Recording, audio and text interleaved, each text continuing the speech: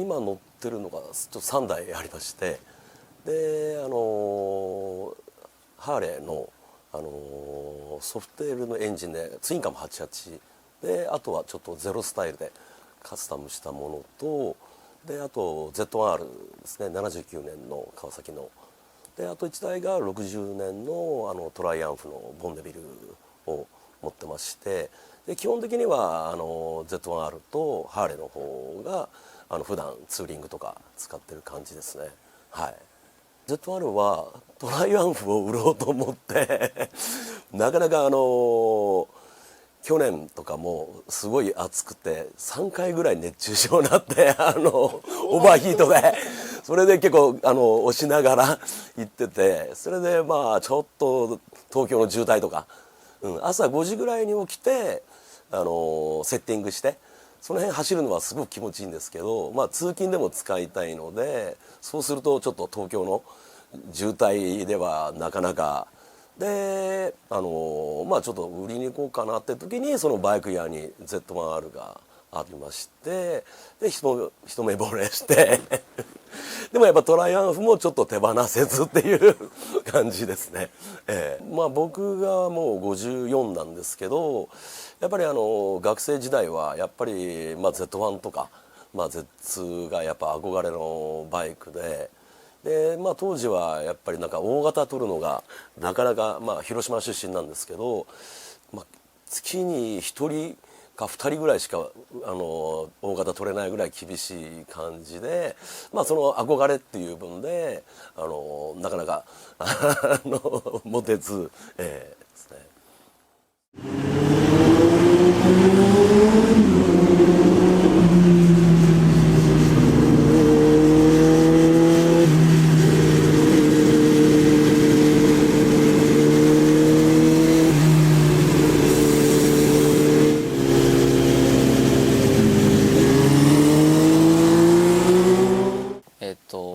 バイクに乗り始めたのは、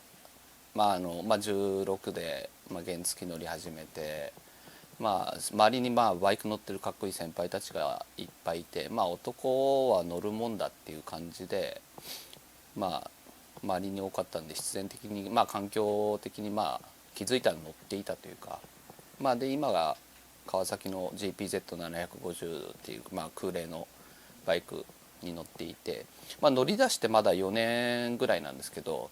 4発の空冷に憧れがあって、でもうちょうど、僕の年齢というか、世代的に本当に、SR とか、やっぱり短気筒、ストリートバイクって言われてる言葉が本当なんか流れ出したというか流行り出した時期の世代なんで、それとも真逆というか、そういう大人への憧れというか、4発への憧れがあったんで、年齢的にもっていうところもあってやっと買えるようになって乗り始めたっていうのがきっかけです。本当いろいろ乗ってきまして、もちろんハーレーも乗ってきて、でビューエル乗って、でもちろん最初はSR とかも乗ってきましたし、本当何台か乗り継いで、空冷4発っていうのが本当今のバイクが初めてで、もう今どっぷりっていう感じで片山も本当仕事上乗って、出張なり乗っていろんなところ、それこそもう沖縄九州北海道もう全国、出張、仕事も絡めプライベートも含め一緒に行ってるっていう感じですね。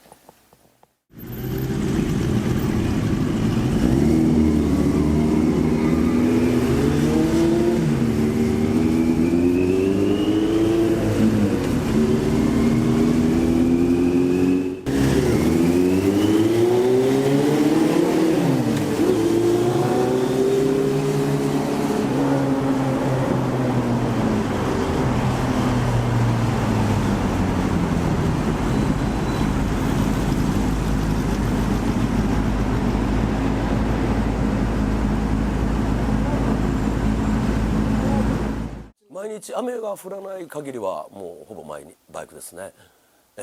ツーリングは行きますね。月に2回ぐらいは、でゴールデンウィークは今年10連休だったので、9日間ちょっと一人で、まあ静岡から名古屋京都で、まあホテルも取らないで行けるとこまでで広島から島に上がってぐるっと、まあ、日本海側回って新潟から、まあ、戻ってきて3000キロぐらいちょっと走って途中で友達と会ってツーリングしたりとかして、それはどの車種Z1 ですね。あれだと多分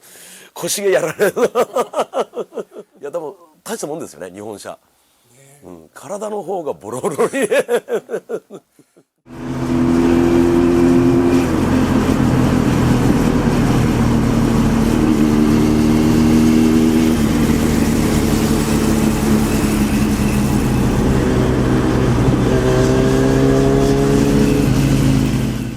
イメージ的にはまあロン毛で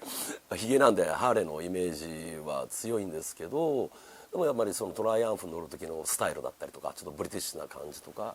まあ Z1R 乗る時はこういう真っ黒でとかっていうなんか楽しんでますね。バイクによってファッションもっていう分ではちょっと楽しんでる感じでヘルメットもちょっと変えたりとかなんか僕自身もそのメーカーの人間なのでまあ、ファッションの業界にいて、まあ、洋服なりブーツなり作ってる中でやっぱり作る側の気持ちが分かるんで、そのバイクの世界って本当特殊だなって思うんですけど、自分でいじれてしまう直してしまうっていうのが許されてるというか、それがかっこいいみたいなとこあるじゃないですか。でも逆に僕たちがこういう革ジャンを作ってるのを普通のお客さんが直したりいじってたりしたらなんか逆に任せてほしいって思うんですよ。でも入れ墨の世界もそうだし、やっぱりどっちも職人だしアーティストだと思うんで、そこはそこで僕はもうバイクに関してはバイク屋さんに大好きな人に任せて、で洋服はこっちに任せてもらってっていうまあ入れ墨もそうですけど、そういうやり取りが好きなんで、ね、いじるよりも僕はもう走ってる時間をいかにかっこよく走るかっていうところが本当に大好きです。じゃあどっちかというと僕はまあメカが苦手だからとか、はい、そういうまあそういう意味ではなくて、はい、いや苦手ですよ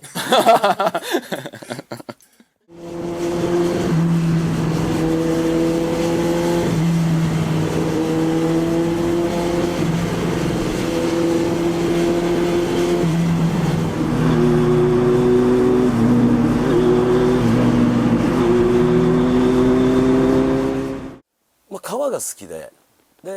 やっぱり川に携わる仕事をしたくて、何年前だろう、30何年前ですかね。で、まあ、その当時革ジャンとかってやっぱりハーレーとかショットとか、あとまあバイカー的なものが多くて、で、まあ、バイカーの方ぐらいしか夏場も革着てるっていう感じはなかったんですけど、で一年中触れるって言ったらやっぱ靴かバッグはまあ一年中仕事的に、それで僕はまあ、バッグの方の会社に勤めまして、で革が好きなんでちょっとまあ革屋に修行行ったりとかで、まあ、当時は本当に景気が良かった時なんで革もすごくいいイタリアのものとかイギリスのものとかはやっぱり使わさせていただいて、そこがやっぱり原点でやっぱり自分で革上着とかウェアとかを作りたいなっていうので、まあ、独立して自身のブランドで、ここ創業はどのちょうど今年で20年、はい。でちょっとまあうちのだとまあちょっとまあファッション的な要素もあるので結構タイトなんですね。でそれがやっぱり自分はかっこよくて、まあ着づらいものをやっぱりまあバイクもそうじゃないですか、かっこいいのとやっぱり乗りづらかったりとかするし、やっぱ革ジャンもやっぱ着てるっていう感覚だとやっぱ着づらさはあるんですけど、でも着込んでいくとやっぱり自分の体型に合ってくるから、まあ本当にまあ唯一無二なものになるので、そういう分ではやっぱりまあバイカーの方もやっぱり多いですね。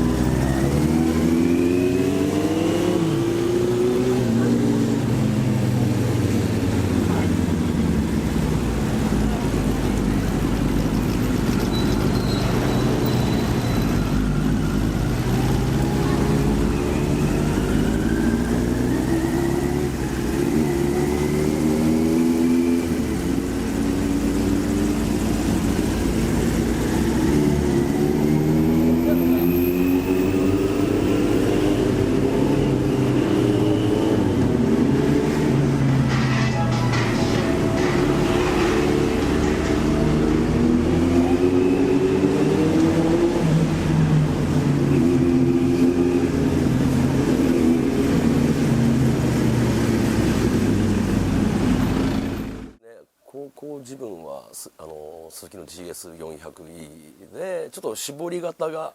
Z1 にちょっと似ててだからもうちょっと中型で、そしてまあ東京来てから結構バイクから離れてしまって、で48ぐらいの時にまたバイクを結局まあこういう仕事してまして、まあ、万が一何かあったら会社ごとっていうのでだったんですけど、やっぱりちょっとストレスもたまるし、まあ、気持ちいいじゃないですか、っていう分でちょっとまたまあかみさんとか、まあ、スタッフとかにも無理言って乗るように、絵が描けなくなったらちょっとおしまいなので、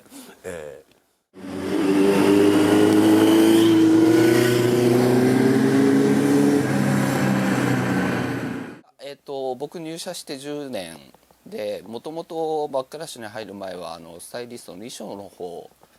やってまして、僕はもう作る方に行きたいっていうところで、まあもともとバックラッシュを知ってたんで、まあ片山への憧れと、で片山の映画の上映っていうタイミングがあったんで、まあ、それ一人で見に行って、まあ、ちょっと入社したいっていうところで、まあ、飛び込みでお店の方に履歴書持って行って、まあ、会っていただいたっていう感じです。まあ、日本って珍しいのか、まあ、そのデザイナー兼経営者っていう形なんですよ。で海外っていうのは本当デザイナーがコロコロ変わるじゃないですけど、本当雇われデザイナー、まあ、言葉はおかしいかもしれないですけど、まあ、依頼を受けてデザイナーになっていくっていうのが主流なんで、スポンサーが別でいたりするんですよ。日本人っていうのは本当自分の資金で自分で独立していくっていう流れなんで、その流れも含めやっぱ片山は一人でここまで一代で築いてきて20年続くブランドっていうのはなかなかやっぱり数パーセントの世界なので、そこに入れるっていうのは僕自身もすごい幸せだし、で好きなアーティストだったり僕が影響を受けてきたアーティストの人と今一緒に仕事ができるっていうのは本当に幸せだなと感じてます。一人で一代でブランドを築いてやってきてる20年っていうのは本当すごいし、周りの人たちもまあ本当今イベントがあって日々いろんな人と接していく中で、やっぱ片山に集まってくる人たちっていうのは本当に片山のことが大好きだし、で片山の人を巻き込んでいく力っていうのは本当僕たち自身も本当勉強になるんで、ああいうさっき言った川谷さんとかもそうですけど、やっぱ付き合いが古いっていう中でもいろんな歴史があって、まあ、もちろん喧嘩もあったり、まあ、いろんな歴史を得た今なんと思うんで、それは本当片山と毎日いることで僕自身もすごい勉強させてもらってます。でもう僕自身はもうバイクが好きで、もうずっと免許を取れる年齢になってから乗り続けてきて、もうバイク歴だけ20周年っていう感じなんですけど。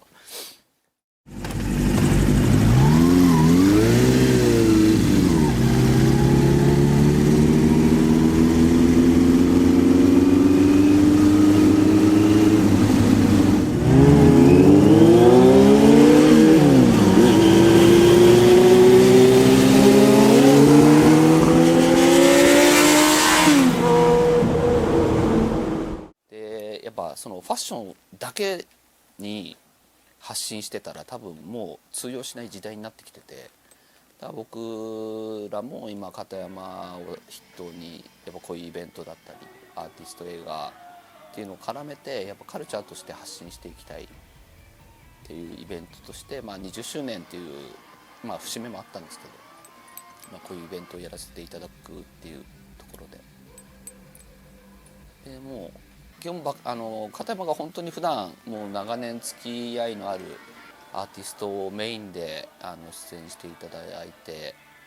やるイベントなので、本当バックラッシュにゆかりのあるアーティストを集めさせてもらってやるイベントですね。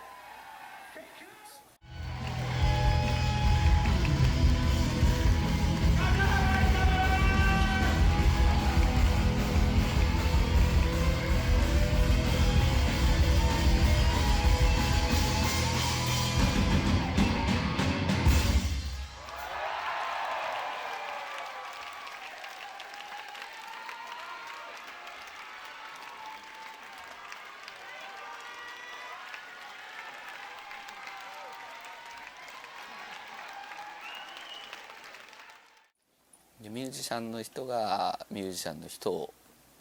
連れてきてくれたりとか、もちろんスタイリストの人もそうだし、カメラマンの人もヘアメイクの人も本当みんながバックラッシュを好んで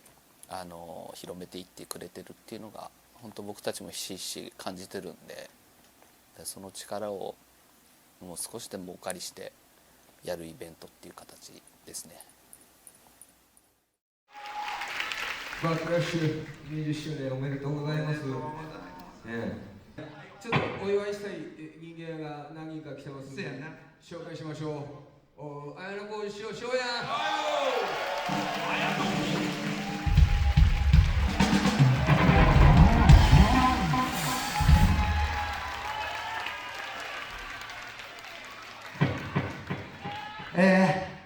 皆さんこんばんは。岸田というバンドやってます。綾小路です。よろしく。そしてバックラッシュ20周年本当におめでとうございます。もう何話していいか分かんないけど、今日多分ここに集まってるみんなは、ロックンロールと、そして片山さんの服が大好きな人がいっぱい集まってると思います。革ジャンはね、言ったら命まとってるようなもんだから、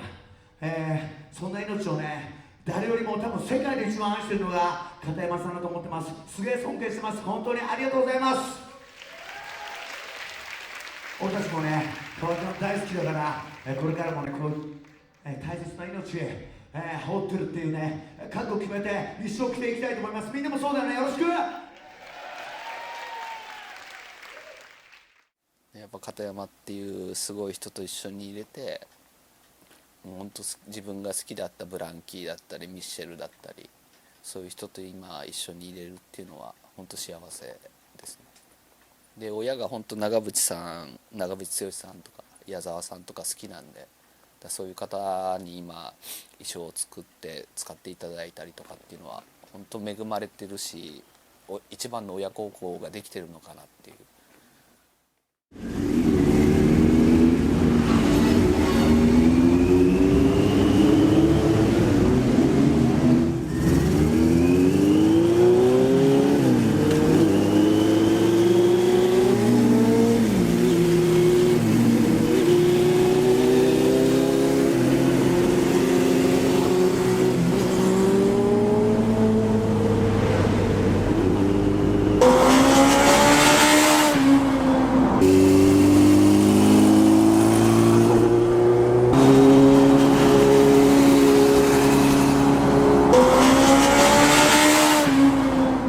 縫製工場、財布一つキーホルダーとかバッグ靴っていうのはそれぞれ工場が違うんで、いろんな人たちの助けによって出来上がっているっていう、やっぱああいう革屋さんも含め、もう一つの製品を作るっていうことに本当いろんな人が関わっていて、やっぱ製品染色っていうものの大変さとかっていうのは一個一個本当いろんな人が関わって手作りで作る大変さっていうのを本当一人でも多くの人に知ってもらえたらなと思ってます。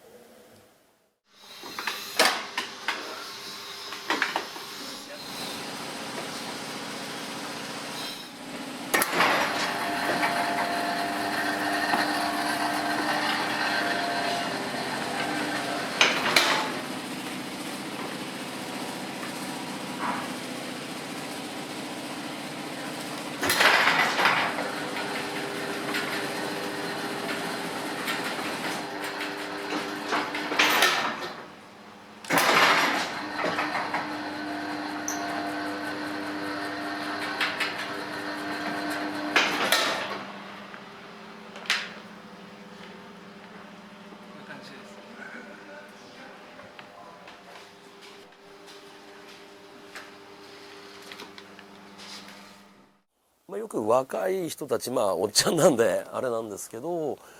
若い人たちに伝えると、好きなことっていう部分をあるんでしょうけど、僕はその革だったりとかってこれでっていう本当に好きが高じてこういうふうにブランドをやらさせてもらって、でやっぱ本当好きなものがはっきり明確に早ければ早いほどっていう部分がなんか一番なんか大切なんじゃないかなっていう。やっぱりどうしても若い時ってそんなに時間って、早くはないんですけど、年取ってくるともう1年ってもうあっという間で、もう2年3年っていう風になってきて、であれしときゃよかったなっていう部分っていうのもやっぱり自分の中ではあるんですけど、明確にこれは好きな部分っていうのを明確にすれば、それになんか進めていくと、まあ無駄のない時間の過ごし方だったりで、結局川が好きなところで、まあ友達もそれで増えたり、まあ、バイクなんてやっぱり結構バイク乗ってるバイク話でいきなり友達になったり、それは海外でもそうなんですけど、まあ、どういうバイク乗ってるとかですごい話があったりとか、そこからなんか友達に、まあ、飲みに行こうかって友達になったりとか、そういう、まあ、仕事以外でもなんか好きな部分がなんか明確になってると、結構、まあ、世界観っていうのがまた広がってきて。まあ、田舎の人でも今都会でも結構本当に今ネットですぐつながれる世界で、よりなんかマニアの部分でまたマニア同士でもなんかつながっていくじゃないですか。それはやっぱりなんかすごい好きっていう部分が突き止めていくと、なんかそういうふうに人生もまあ楽しめるし、でそういう分ではまあ早く好きなことを見つけるっていうのがなんか大切なのかなっていうふうには、はい、すいません偉そうにもう本当に高校時代からまあ学生服着ないで革ジャン着て通学してたぐらいだったんで、でなんか新品の革ジャンはもちろん買えなくて、金がなくて、やっぱ古着とかを着てやっぱりかっこいいんですよね、古着のやれた感じとかで、ちょっとバイトをして一生懸命バイトしてショット、まあ、高いやつ買って、でも新品着てるのがなんかちょっと恥ずかしくて。なんか綺麗なんか1年生みたいで、それをなんか壁に焚き付けたりバイクで引きずってみたりとかして、だからその延長でブランドやってるような感じですね。だからもう最初からこういうふうにちょっと味のある革が、まあ、うちの特徴なんですけど、なんかその時のなんか延長をなんかやってて。でなんか革ジャンは、まあ、最初の頃って自分で味出してっていう意識はあったんですけど、だから毎日着れる人はいいですけど、やっぱり週に1回しか着れないってなかなかじゃないですか。だからその時間を自分たちは作ってあげてるのかなっていう感じですかね。なんか僕たちは、まあ、僕自身もそうですけど、やっぱり10代の頃ってやっぱショットだったりバンソーだったりルイスだったりっていうやっぱ名前があるライダース、やっぱり憧れがある革ジャンをいつか買ってやるっていう思いが多分誰しもあるのかなって思うんですけど、で僕自身は今バックラッシュっていうブランドにいて、僕たちはもうそこに負けない革ジャンを作ってるって思うし、やっぱああいう職人さんたちと関わっていく中で僕はもうやっぱ世界的に有名なメーカーに負けないものを作ってるっていう自信があるんで、それはもう片山が作った会社ですけど、僕たちスタッフっていうのも片山さんの思いとか職人さんの思いも含めて、もう世界的に負けないものを作ってるっていう自信だけは勝手ながら思ってますけど、まあ僕自身は正直、まあ、幸せだってもちろん思ってますよ。思ってますけど、やっぱり来週来ていただくイベントもそうなんですけど、やっぱ華やかな世界にどうしてもやっぱ思われるし、思われていかなきゃいけないと思うんで、ただやっぱり一個裏入れば本当にああいう地味な場面だったりとか、本当日々の作業っていうのは本当地味だし、やっぱ華やかな部分ももちろん映さなきゃいけないって思うし、そこはでも僕たち自身は日々本当地味な作業を繰り返しながら一個一個一着の革ジャンを作る大変さっていうのは僕たち自身が本当感じてるんで、でもそこを本当は一人でも多くの人に知ってもらいたいなっていうふうに思ってますね。だからああいう村上さんのああいう作品がやっぱり僕も影響を受けたし、そういう作品を作ってる人と出会っていけるっていうのは本当僕自身も幸せな人生だなって感じていて、それは村上さんもそうだし片山さんもそうだし、他の周りのアーティストの方々とかも本当そうで、なんかそういう人が人に影響を与えていくっていうのがいかに大事かっていうのを本当僕は日々生きていく中で本当感じるんで、僕もそういう人間にならなきゃいけないなっていうのを片山を見てて思うし、片山自身が本当にそういう影響力のある方なんで本当勉強になってますね。好きな人を好きな人につなげていくっていうのが本当大事なんじゃないかなっていうふうに思っていて、一つ一つ好きなものを周りにいる好きな人に伝えていって、じゃあ好きな人同士たちがつながっていくのも僕は見てて幸せだなって思うし嬉しいし、そういうふうに出会っていけるっていうのを本当大切にしていきたいなっていうふうに思うんで、なんかいろんな人を紹介していけたらなって思うし、で僕の知らないところで全然やってもらって構わないし、そういうふうにつながっていける人生がいいなって思うんで。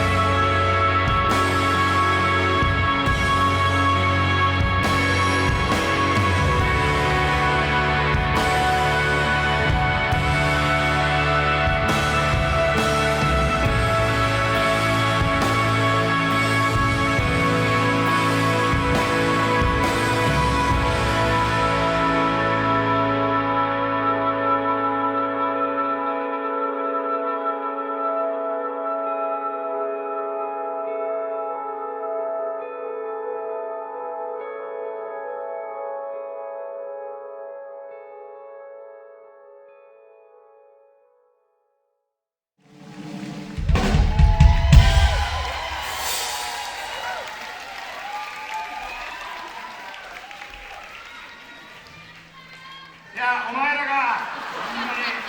東京盛り上がってるのと同じぐらい俺も同じ気持ちでいるし、まあもう多分もう歌う前からお前らとは一つになれてると思うわ。こっからさらに一つになろうや。今日から俺らとお前らは母さんタピオカ飲んでる場合ちゃうぞ。騙されんな。あんなもんただのでんぷんや。行くぞ。どう考えてもこれ高いやろ。楽屋行って思った。今日みんなめっちゃ背高い。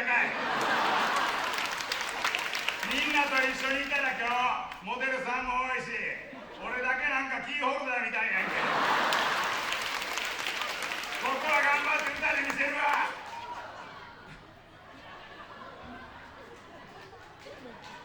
まだ高いよ。